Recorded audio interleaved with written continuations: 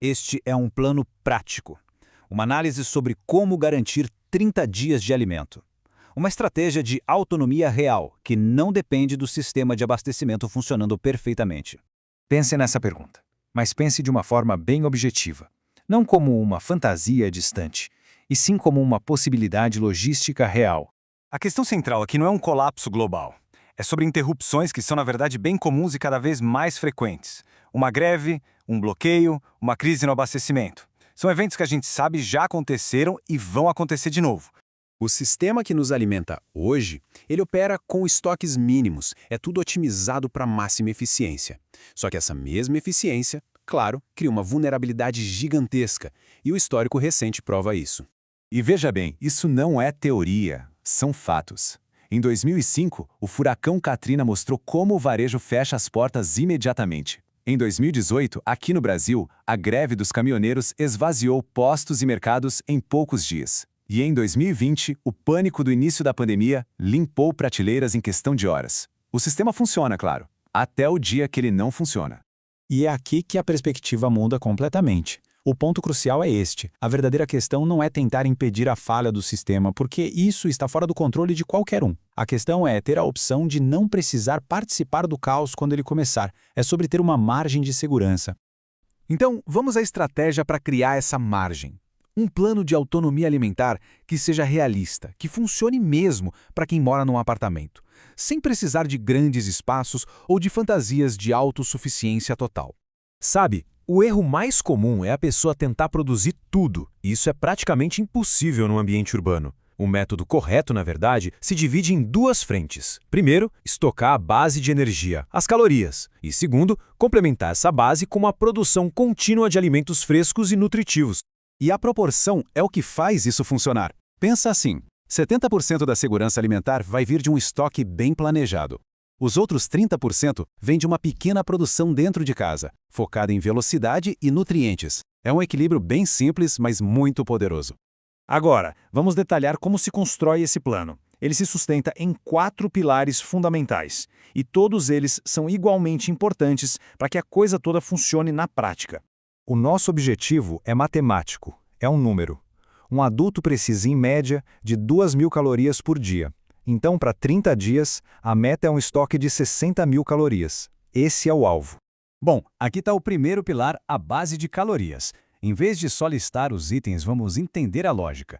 Arroz e feijão, a dupla clássica de energia e proteína. A aveia entra pela versatilidade, dá para usar em muita coisa. Lentilha e amendoim são fontes rápidas de proteína e gordura. E o óleo é energia pura, concentrada.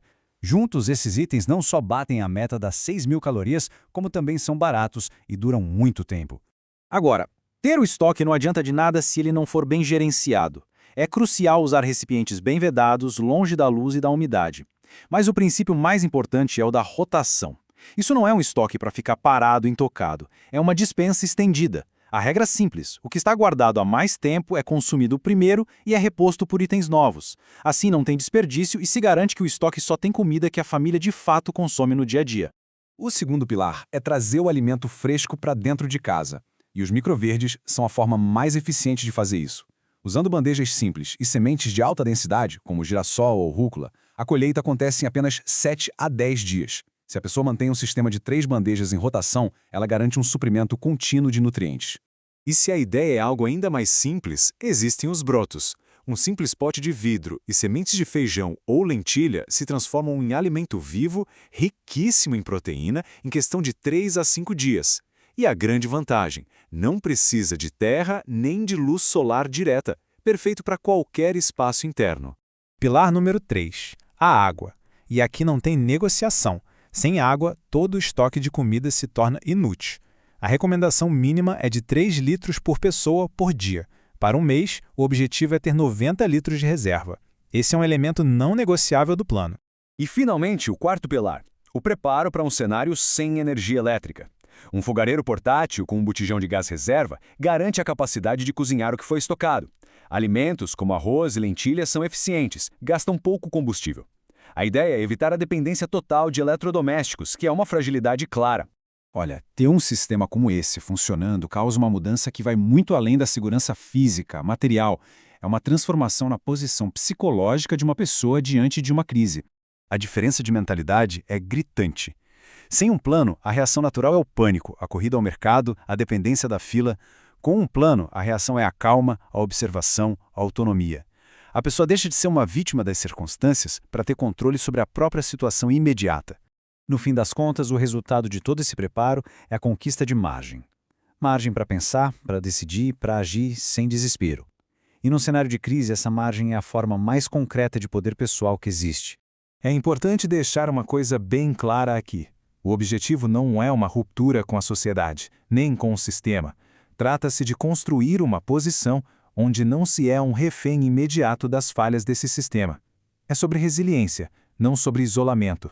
E com isso, a gente retorna à pergunta inicial, só que agora sobre uma nova perspectiva.